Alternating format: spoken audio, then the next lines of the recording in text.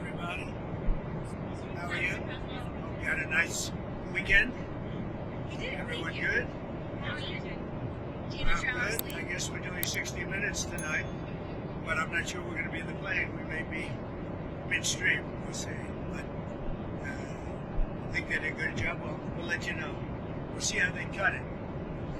So, do you have any questions? On Nigeria, I wanted to ask you, do you envisage US boots on the ground? Could be. I mean, a lot of things I envisage, a lot of things. They're killing record numbers of Christians in Nigeria. And they have other countries very bad also. You know that part of the world, very bad. They're killing the Christians and killing them in very large numbers. We're not going to allow that to happen. Mr. President, what's going on with Russian assets, would you say? Are you going to use those as a negotiating tool? What's Europe saying on the frozen Russian assets? So what are you planning to do? Is this a totally different question than Nigeria? Yes, so, right? different. That was quite a turn. I'm not doing that. And what happens is, I guess Europe and Russia are having discussions. I'm not involved in those discussions. Will your administration provide Ukraine long-range Tomahawk missiles? Is that something that you're not considering that? No, not really. Isn't that on Friday? If it happened, I could change, but at this moment, I'm not. What would be the final straw for you that proves that Putin is really not ready to end this war? What? What would be the final straw for you that proves that Putin is really not ready to end this war in Ukraine?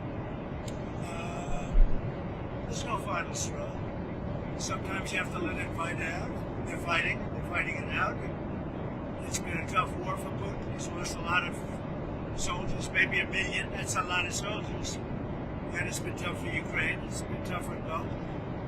Sometimes you have to let it, just get bought out. We have, I've settled 8 wars. I thought that one would be easier than some of the ones we settled. And by the way, we got 3 hostages back. The hostages were so sad. We're talking about dead bodies, which people call hostages, but I don't know what you'd call them. I spoke to the parents. We got Nutra, from New York and from the United States, and I spoke to these parents, and they're thrilled in one sense, but in another sense, obviously, it's not too great. But we're very happy to have done it. We got 3 bodies back today that they found, and we're looking for the remainder of the bodies. Are you going to go to the Supreme Court on Wednesday? What? Are you going to go to the Supreme Court for the tariffs? No, I think it's the most important decision, one of the most important decisions in the history of our country. Because without tariffs, without our being able to use tariffs freely, openly, and in every way, we would suffer tremendously from a national security standpoint. The national security of our country is at stake. I think it's one of the biggest decisions in the history of the Supreme Court. Other countries use tariffs against us. If we weren't able to openly and freely use tariffs against them, I'll give you an example. China. That was going to be a disaster for the world, and I was able to settle it very quickly, very easily, because I was able to use tariffs. It's total national security. And economic health is also part of national security, by the way. But without tariffs, our country would be in great jeopardy. So will you attend the oral arguments at No, I don't think so, because I don't want to call a lot of attention to me. It's not about me, it's about our country. I'll be going to Miami. I'm going to make a speech in front of a large group of people in Miami, and said, I wanted to go so badly. I just don't want to do anything to deflect the importance of that decision. If we don't have tariffs, we don't have national security. And the rest of the world would laugh at us because they've used tariffs against us for years and took advantage of us. And you see what's happened. We've become wealthy. Our stock market hit a record high on Friday. A record high. It's hit 48 record highs during my term. And a large part of that's because of tariffs and our good trade deals. Without that, you couldn't make a good trade deal. And we were subject to being abused by a lot of other countries, including China, for years. Not anymore. Tariffs have brought us tremendous national security. Venezuela is there a deadline for Venezuela to act against these alleged drug gangs? I don't ever set deadlines. I do what I do, but I don't set whether it's Venezuela or anything else. I don't set deadlines. You said that it's not true that you've made a decision on striking in Venezuela, but are there actual plans for those strikes in the near future? Well, how can I answer a question like that? Are there plans for a strike on Venezuela? Who would say that? Supposing there were, would I say that to you honestly? Yes, we have plans. We have very secret plans. Who would say that? You know, what kind of a question is it? Look, we'll see what happens with Venezuela. Venezuela sent us thousands and thousands, hundreds of thousands of people from prisons, from mental institutions, drug addicts, and so did other countries. That's the bad. I mean, other countries did it too, because we were run by very stupid people, very, very stupid people. Biden was the worst president in the history of our country by far. We had open borders, and many countries, the Congo, many countries, they sent their prisoners. They sent prisoners, they sent drug dealers, they sent drug addicts, they sent anybody that they didn't want. They sent them through our country.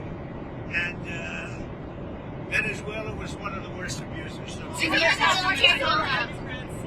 the way that they shut down eggs is if you directly engage in negotiating a deal on extending these ACA subsidies. That's well, all they have to do is open up the country. You know, we voted 14 times to open the country. We have voted 14 times to open the country, and they vote to keep it closed. All they have to do is vote to open the country, and we only need 5 Democrats. We have a lot of Democrats. We only need 5. But the Republicans have voted 14 times to open the country. You directed your lawyers on SNAP. You directed your lawyers on SNAP benefits. You put out that Truth Social post on Friday, directing your lawyers to look into whether or not you can move around funds. What did they get back to you to find out if you can pay it's a those? much easier situation than that.